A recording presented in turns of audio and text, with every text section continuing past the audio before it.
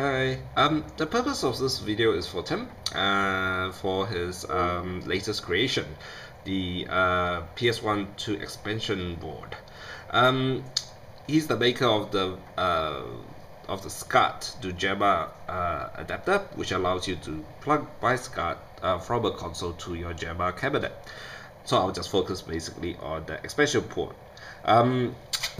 The adapter originally comes with just terminal blocks, and then you need to pad hack to put the inputs into the JAMMA harness, and also any extra inputs you need to just put it into a different terminal block and into the buttons they require. This is the all-in-one solution, so I'll just quickly run through what each of these lights and buttons means. Like, we have the player 1 and 2 LED that shows that both joypad is active, just as you would see on a DualShock 1 analog button. Just LED status just to tell you both joypads are functional, and that's because I have both joypads plugged in.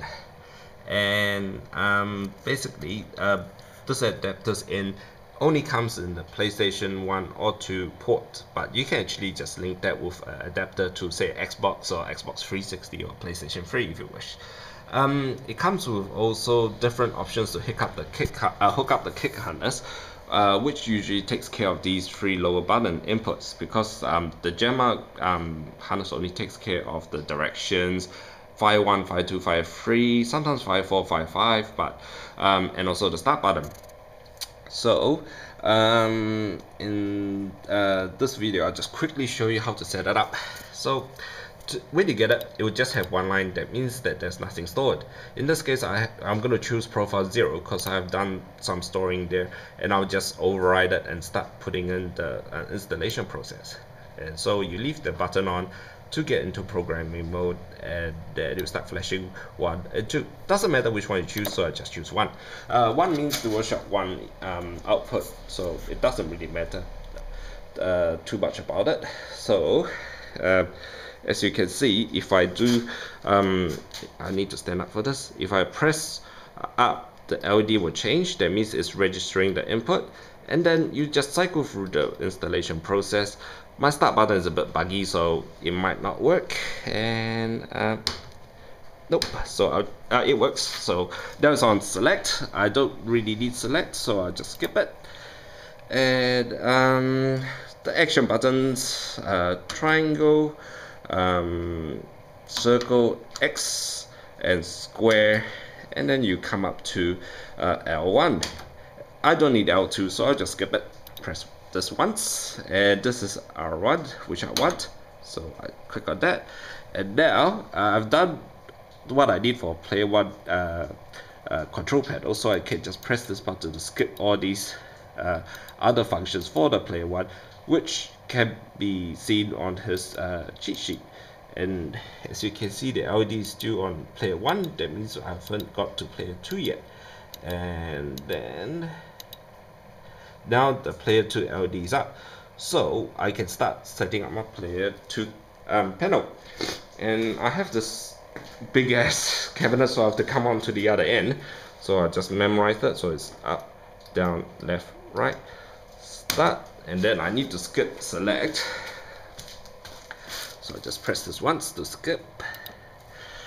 And now the action buttons. The thing with this installation process is that you only register each button to a unique function, so there's no danger of like over pressing the button.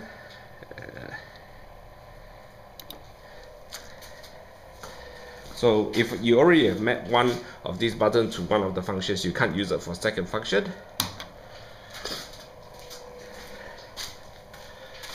And I'll just skip to the end. There's also auto fire option as well, which you can set up later using his cheat sheet, but I don't usually use auto fire, so I'll just skip that. And now when it comes to this is usually the auto fire function, so I don't need to assign any buttons to auto fire, so I just move on to that. And now this is stored as profile 0.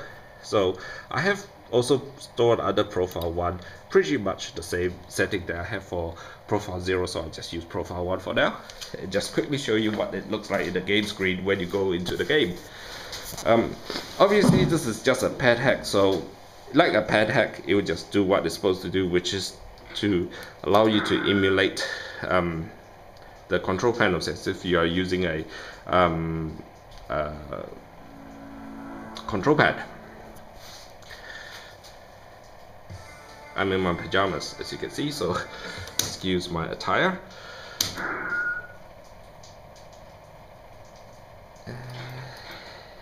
If we go to options, you can go to key config just to have a quick look.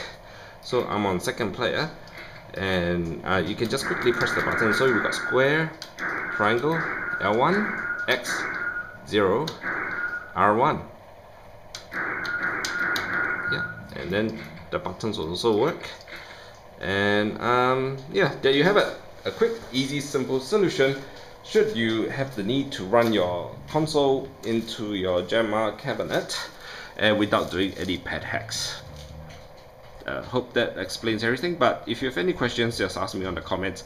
I also will be putting up what I pretty much have said on the Shoot 'em Ups forum, and I'll produce a link at the bottom so you can have a read about it if you want to know more about it. Yeah, catch you soon. Bye.